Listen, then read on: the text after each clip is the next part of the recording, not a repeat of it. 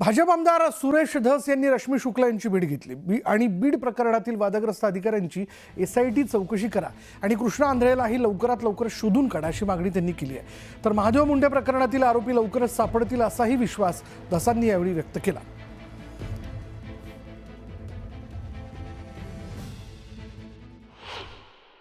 मुख्यमंत्री आणि शुक्ला मॅडम यांच्याकडे आम्ही त्या ठिकाणी गेलो।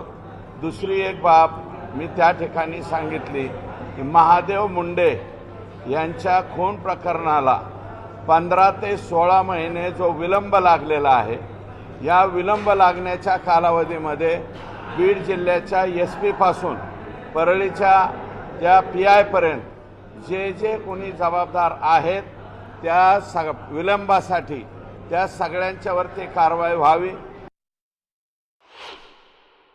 कृष्णा आंधळेच्या बाबतीमध्ये मी पहिल्यापासून या ठिकाणी सांगतोय की तो संभाजीनगरला पोलिसाची तयारी करायला होता आणि त्याच्यानंतर त्यांनी गुन्हेगारीकडे वळला।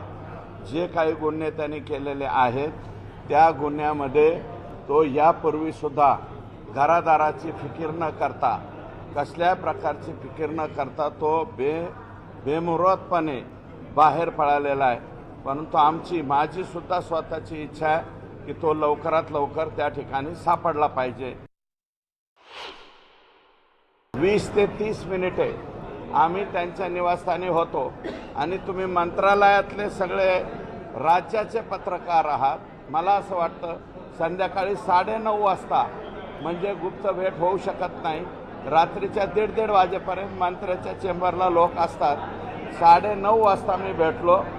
माननीय प्रदेशाध्यक्षांनी सुद्धा मला वाटतं त्याच्या बाबतीत खुलासा दिला आहे की सुरेश धस त्या ठिकाणी म्हणले हे मिटणार नाही। मी मिटणार नाही म्हणलं आणि मी चालता झालो। त्याच्यामुळं फक्त त्यांच्या तोंडून बोलता बोलता 4.5 तास हा शब्द कसा आला हे मी सांगू शकत नाही। या बाबतीत त्यांना आपण विचारावं। बीडच्या एका मोठ्या नेत्याचं आणि कोणाकोणाचं षडयंत्र आहे हे याचं टायमिंग जुळून आणणं, कारण बावनकुळे साहेबांच्याकडे आमची बैठक झालेली 30 दिवस होऊन गेले ना, आणि हे काल परवा दवाखान्यासाठी भेटलो हे दिवस कोणता आत्ताच आहे। परंतु त्या बीड जिल्ह्यातल्या मोठ्या नेत्याची तक्रार ही 100% मी मुख्यमंत्र्यांकडे करणार। बीडच्या मस्साजोग इथल्या सरपंच संतोष देशमुख यांची 9 डिसेंबरला अपहरण करून हत्या करण्यात आली होती।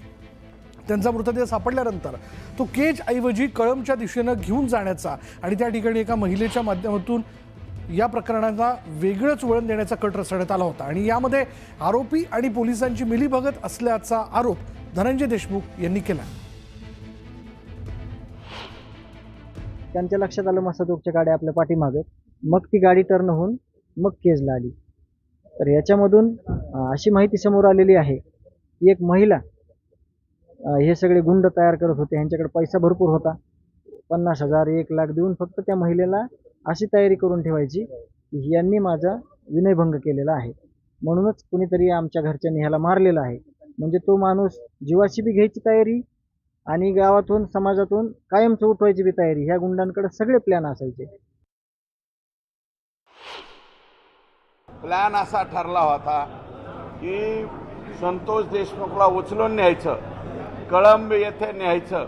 कळंबमध्ये एक महिला तयार करून ठेवली होती, कळंबमध्ये महिला तयार करून ठेवली होती, तिच्याबरोबर काहीतरी झटापट केल्याचं दाखवायचं आणि आम्ही याला मारलं याचं समर्थन करायचं, अशा प्रकारचा प्लॅन होता।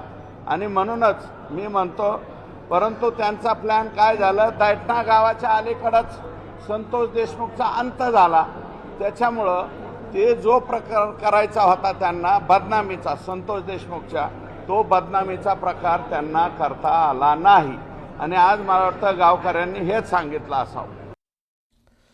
राष्ट्रवादी शरद पवार गटाच्या खासदार सुप्रिया सुळे यांनी मस्साजोग गावचे सरपंच दिवंगत संतोष देशमुख यांच्या कुटुंबियांची भेट घेतली आणि यावेळी ग्रामस्थांनी येत्या 25 तारखेला अन्नत्याग आंदोलनाचा इशारा दिलाय. मात्र यावर सुप्रिया सुळेंनी ग्रामस्थांना आंदोलन न करण्याची मागणी केली. अन्नत्याग करू नका, तुमची लढाई मी लढणार असं आश्वासन त्यांनी दिलंय. तसंच यावर बोलताना सुप्रिया सुळेंनी तपासाबाबत गंभीर प्रश्न उपस्थित केले. मुख्य आरोपी कृष्णा आंधळे अद्याप फरार कसा असा सवाल त्यांनी केला. तसंच या प्रकरणात सीडीआर निघाला पाहिजे अशी मागणी देखील त्यांनी केली आहे. दुसरीकडे मुलाला न्याय देण्याची जबाबदारी माझी असल्याचंही त्यांनी म्हटलंय. ही तुमची लढाई नाही, आता ही माझी लढाई असल्याचं सुप्रिया सुळे यांनी म्हटलंय. सत्यमेव जयते, सत्याचाच विजय झाला पाहिजे. जो कोणी याच्या मागे असेल त्याला आपण फाशी ही मिळालीच पाहिजे. मी या मुलीला शब्द, मी त्याच्या आईला आणि आजीला याचा शब्द दिला की ह्याच्यात राजकारण नको. तुम्ही म्हणता तसं काय कोणाचं होईल त्याला आपलं काही घेणं देणं, पण ह्या बीडमध्ये ही सगळी जी मस्ती आहे ना यांची, ही उतरलीच पाहिजे. ही सत्तेची आणि पैशाची मस्ती. मी आज एक महाराष्ट्रातली महिला म्हणून, खासदार म्हणून नाही, मी मुख्यमंत्र्यांना जाणार आहे, मी त्यांना वेळ मागणार आहे आणि माझा पदर पुढे करणार आहे की बाबा आमच्या पदरामध्ये आमच्या या भावासाठी न्याय. आणि हे जे अंधाधुंदी कारभार चालले, तुम्ही आंदोलन वगैरे काही करू नका, तुमचा लढा आम्ही लढू. मग तुम्ही अन्न सोडू नका, खरंच सोडू नका. माझी विनंती काय गावकर. खासदार सुप्रिया सुळेंनी बीडच्या मस्साजोगमध्ये जाऊन आज संतोष देशमुखांच्या कुटुंबियांची भेट घेतल्याचं आपण बघितलं. या बातमीनंतर इथं वेळ झाली का ब्रेकची. ब्रेक घेऊयात. पहा फक्त न्यूज 18 लोकमत.